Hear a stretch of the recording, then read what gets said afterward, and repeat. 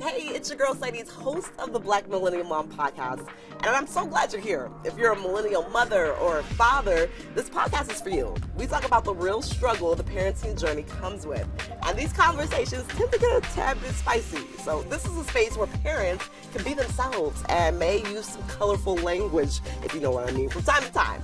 So if your little ones are around, this might be the perfect moment to slip on those headphones and take a break for a second.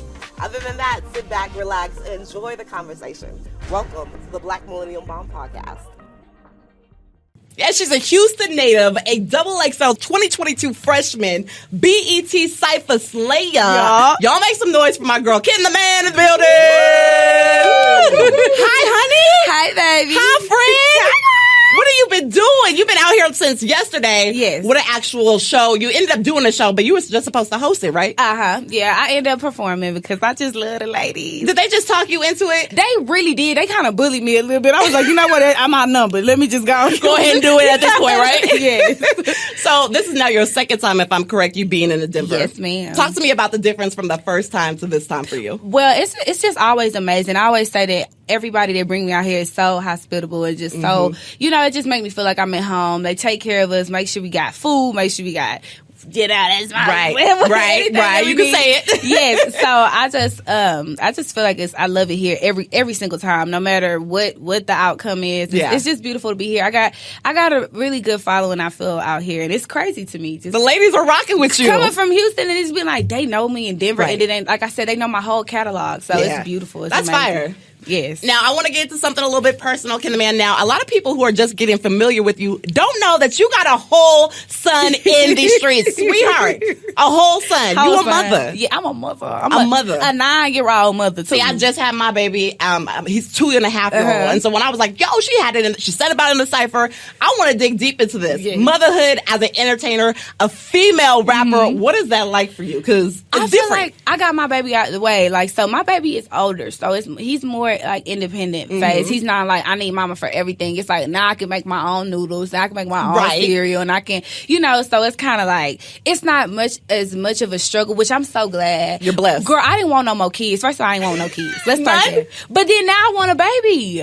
Because he's older. Because he's older. But I ain't got no man, so I don't know how I'm gonna work this out. IVF? But I want a baby. I was like, now I feel like not like current right now. Yeah. But I was just like, when is gonna be the time? Because it's like I do love my baby don't cuddle that much no more, and it's like it's what I'm saying? A son, right? Yeah, we kind of get a little sad about it, and he kind of a little heartless. You know how they go through them little. Girl, my son is 2, and he's talking about no kisses, please. Yes, I'm like, what? My son do not kiss me no more. I was just like, what's this about? Like, you don't check on me and call me. All you want is V-Bucks, robots, and Robux, whatever, and then just send me on my way. But it's a beautiful thing to be. I love my baby. He's literally my soul. I miss him as soon as I leave. I want to talk about, like, how has the journey been? You did have him young, and I understand that part, but still, you've been doing rapping for a while. Like, how has it been balancing motherhood, parenting, you get what I'm saying, with trying to live your dream? Because a lot of women are dealing with that same issue every day. How am I going to live my dream and still be able to parent? How are you doing it? Do you have a village? Yes, I actually do. Like, my dad and my brother are, like, super locked in. They always got, anywhere I got to go, they got me. Like, we make sure our schedules are, like, to where if I have something, if I have to work, like, they're huge supporters of my career. Like, they've been rooting for me since before anything popped off. So it's like they've always been there, and it's like I said, it's not really that hard because I have a 9-year-old. Right. I could see having a new baby. Right. Like, I feel like that would be difficult because you don't want to be away because like my baby know me 100%. So it's like he know that I'm working. He know I'm not neglecting him. I've spent weeks with him. Like, this whole Thanksgiving break, I've been there. Like, I made sure my schedule was clear because I was like, I want to get a lot of time in with him and his youth because I don't ever want him to feel like, that I'm not making time for him or I'm putting anything before him because ain't nothing before him. Like, not even music. Like, whatever I got to do, absolutely. Like, nothing is before my baby. So it's not hard, but it's like I do wish when he get a little older, I'm going to start taking him everywhere. Like, do you ever have mom guilt where it's like, dang, I've been outside for a minute now, I'm getting a little tired, where my kid at? Like, oh, is he going to be mad? Do you ever experience that mom guilt with it? Yeah, I was guilty a little bit this weekend because he was like, dang, like, because I'm leaving Wednesday. I got to Miami on Thursday. So I was just like, he's telling me, dang, basically, I'm only going to see you for 2 days. That was like, not you making me feel, but he checking the schedule for you, like, that's not adding up. I feel like it's a little weird when we both are gone from the house. I was just like, all right, I got to work. Right. But no, he understands. So it's like, of course, he's not happy. Like, who would want the love of their life? I'm the love of his life. He the love of mine. So, like, who would want you to leave or whatever? But he cool. Like, we be working it out. Now, he's cool with it, but does it affect you? Absolutely. It does. It starts I never have a trip longer than 3 days. Ever. I always break it down to where I could come back to my baby. I was like, man, I'd probably be hot in the pants if I had no baby. I say the same thing. Like, if I just go back 2 years ago, boy, you don't want to see who I was then. So I was like, he really keep me grounded. He really keep me in the house. I feel like I be in the house because I want to be in the house, but a little bit because I love just being in his presence. Like, we just be in 2 separate rooms. He be in his room, and I just call his name, like, I just want to hug. That is so cute. We just be hugging throughout the day. Okay, so talk about pregnancy thing. How was it, if you could honestly be real with me, like, what was the hardest part of pregnancy for you? I'm a sweater, right? Really?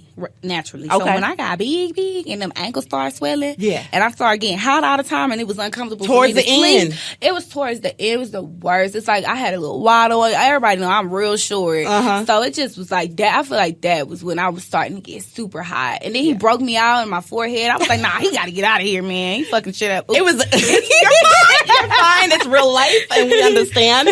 So that's what towards that end was hard for you. Yeah, that's when it's hard, when I got heavy and sweaty. Did you ever go through anything after, like, you know, most moms after dealing with breastfeeding issues, postpartum, baby daddy problems, you know what I'm saying? Shit like that. Did you go through anything? Or was it pretty chill for you? It was pretty chill. I don't think that I had postpartum. Really? I don't think that I was like, I didn't. No, because my baby was such a good baby. You got blessed off the gate. Yes, and I did breastfeed, and it started hurting a little bit. And I was just like, all right, now I kind of want to drink anyway. That's my trigger, you know. Right. So, but no, it wasn't. I don't feel like I had a hard time, and I don't know. I was kind of ready for him at that point. Like, in your mind, you were mentally prepared. I didn't know what to do with him. When I first brought him home, I was like, what is this? I remember the same. I felt the same way, though. Like, you don't know what to do when you were first. I was looking for my mom. I was like, what time my mom flight leave? Like, I remember I had this little toy thing, and I laid him in it. And my daddy saying, he don't want to lay I was like, I don't know what to do with it. Get it. I don't know what to do. Did it click for you quickly, like motherhood? Like, it was like, it took a second, but then once you got into it, it was just like, I'm in there. I'm learning every day still. Like, I asked him, like, all the time, what could I do better to be? That's so smart you asked your son. I asked him because he's old enough to communicate his feelings. So I asked him, like, what could I do better to make you feel, like, to make you feel better? He's like, no, you're perfect. I love you. Like, killing it. And yes, but I always try to update because, you know, sometimes we do get snappy. Sometimes we do get impatient. So I also apologize a lot for, I don't just acting like it didn't happen. If I fussed at him, like, I pull him to the side and I always apologize. I remember I fussed at him real bad one morning. You went on? School. I went off for the whole 20-minute drive, and I was like, damn, I'm doing what mamas do. I picked him up from school early. I felt so bad. It was eating me up all day. You didn't go get him from school early, friend. Early because I yelled at him. I said, no, I can't do that no more. Because I am so sorry. Let me get you some ice cream. Yes. I said, we can do whatever you want to do. He was like, I can't believe you picked me up. I said, yeah, I felt so bad. It was eating me up all day. So I love that. Yes. I love that about you, for sure, that you have that bond with your son as a mother to son bond that's growing, and that you ask those questions of like, yo, what can I do to keep going? Especially as your career grows, you know, things are going to get busy for you even more so than what it is now. So keeping that bond strong. Absolutely. For females and mothers out there right now that are kind of going through that same situation, again, they're trying to get into the business, they're trying to get outside, but they're trying to parent. What advice for a mother would you give? Find someone trustworthy to where it's like, it's easier that I don't have to worry when I'm gone. It makes life so, you just don't understand like how hard it is if you on the phone trying to figure out like what to do while you out of town. So I would say like try to find a trustworthy, like, you know, home base for your baby. And if you have an older kid or a kid that's getting older and it's kind of not understanding, I communicate with my kid like he's an adult. Like, I tell him the truth. Like, I don't hide and sugarcoat it, baby talk it. Like, I let him know because I feel like you gotta raise them up. You can't just, you know, act like this is not happening or this is adult business. It's not. If it's adult business, it's adult business. But, like, for communication to keep that that bond strong. I feel like to communicate, give a when you're in town and when you are there, like a whole bunch of attention. Like even if it's just chilling in the house or taking them out to the movies, taking them. Like I just feel like because they don't miss it once you do have to leave for a couple days because it's like we did all this. We seen Wakanda. We went to the park. Right. We went to Wakanda. We been outside. You know, we be outside. So it's kind of like, and he enjoyed his stuff. So I just feel like that's just the top key to it. It's just like attention when you are there, trustworthy source of home, your village, and then communication and love, and just make sure you cannot let them kids feel neglected. I feel like that's how you raise them little crazy, right? Because they didn't get that attention. They be looking for it everywhere else. So you gotta give attention. I love that. Look for her on iTunes. Look for her on Spotify, and go ahead and drop your Instagram and your TikTok. And are you on anything else too? Twitter. And Twitter. Yeah. What's all your handles? So Instagram, Twitter is I'm Ken the Man. IMKENTHEMAN. TikTok is Ken the 304. And yeah, that's it. I love that. Everywhere. I love you. Thank you so much for coming to Denver. Y'all make some noise for Ken the Man. Thank you for having me. Thank you. Alice! Now, you heard my girl, Ken the Man, just earlier actually speak on mom guilt. Okay, and kind of dealing with that struggle. She was on the road. She is currently still on the road.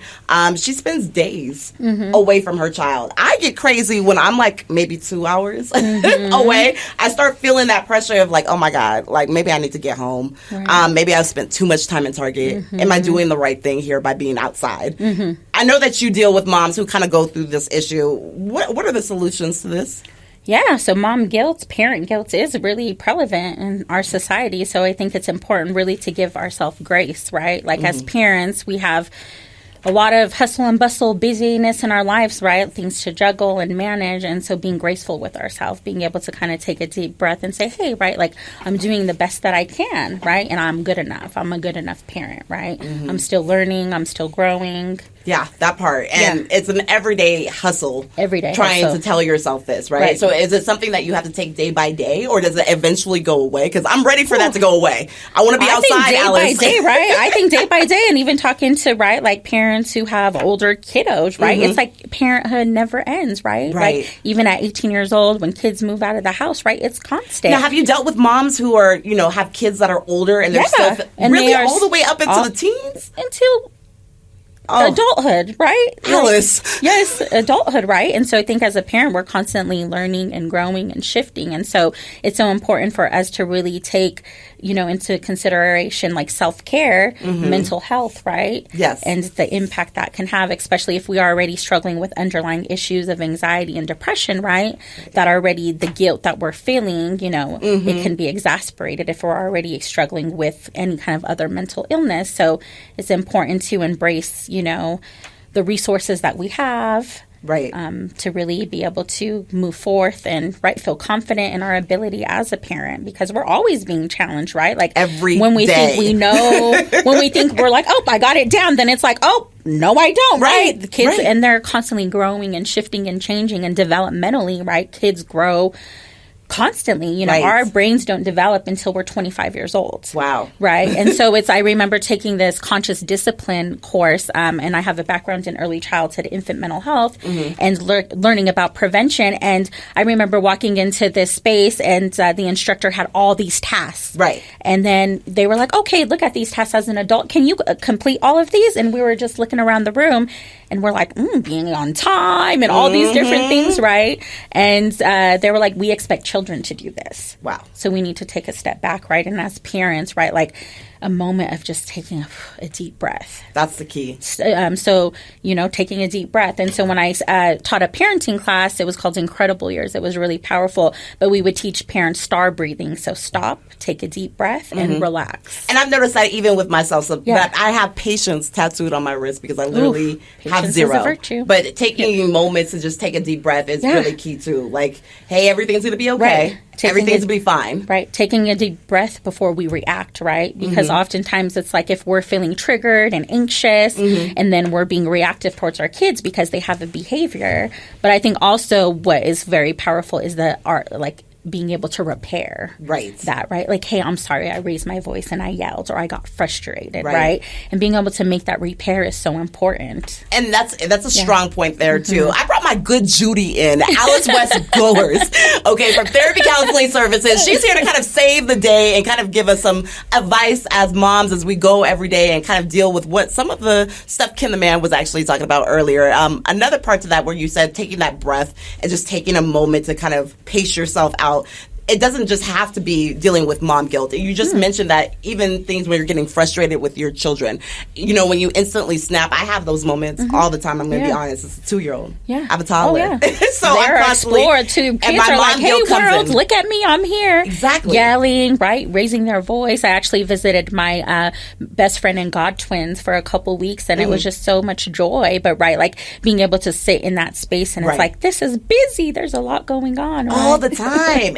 But good for you that you get to leave. Not to leave, but Right, but you actually get a chance to take it in and see what happens in a real day-to-day basis. And that's what honestly I love about you, because you're in the streets and you can be in the thick of it with the rest of us. And as a parent, I have a soon-to-be 16-year-old daughter, right? And I'm still going, right? And I just I'm really grateful, grateful. I think parenthood is just such a blessing, right? But it's always constant learning and growing.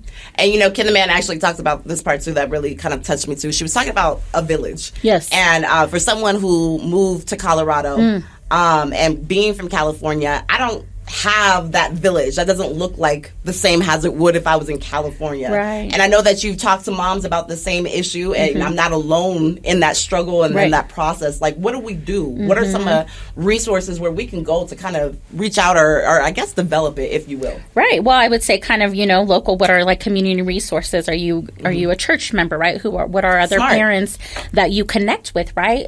Yes. Maybe there's parents who are like, oh, wow, like I really value their parenting. Oh, look at how that mom handled that situation, right? Like being able to observe and then building connections, right? Maybe friends in the community, right? Your local church, even, What if you're a clubber, Alice? Like, what if you go out to the club? Would you say maybe, if you meet a friend at a bar, ask them if they have obviously using your discretion, right? Like asking questions, right? Like, what is your parenting style? Like, what does that look like? Right. Even for our younger ones, though, if you're outside and you're, going out this summer or the spring, what does that look like for you? It doesn't always have to be certain spots. You never know where you can meet someone who's aligned with the same kind of, maybe ways you're like do. Going to the park, right? And you're connecting, right? I think oftentimes, too, it was just like, how do we really make those connections and not be afraid to connect? Alice West-Goers, man. Her therapy counseling services are here in Colorado, in Denver. I know, again, I've talked about this many of times of how I've struggled with the parenting issue and needing help. And to be quite honest with you, diversity. And having that here in Colorado, it seems to sometimes lack. And that's why I brought you into this. Because I was like, I know my girl is going to be able to help and give resources, or at least tell the people where they can go to kind of get insight. Can you help them with this? Yeah, so if you're looking for additional support, resources, especially mental health, I'm a member of the Therapists of Color Collaborative, and we have a ton of over 40 therapists, BIPOC therapists in our community. So if you go to therapistofcolor.com, you can be matched with a therapist. And they have that here in Colorado. And say that again. What's the site? It's therapistofcolor.com. www.therapistofcolor.com. And I really want to make sure that we emphasize that, you guys, because again, mothers like myself are dealing with this issue. And you might have heard in our first episode, my girl Sonia, Hispanic, a reporter for so many different news stations here in Colorado. She even said she would go to all these mommy groups, Alice, and she said there was no one looking like me. So finding a therapist here in the States that actually, like matches us is important. It's so representation matters. It's so important. It's so important. The Black Millennial Mom podcast, I cannot thank you enough, Alice, for coming in and sharing light and goodness for us. We need it in our time. So thank you so much. You're most welcome. Thanks for having me. I appreciate you for taking the time to listen to this episode of the Black Millennial Mom podcast. And the conversation doesn't have to end here. Reach out on any of your favorite social media platforms by searching for @YourGirlSadies. You can find the Black Millennial Mom podcast on all streaming platforms, Apple Podcasts, Google Play, and Spotify. And be sure to let us know what you think by leaving us a comment below.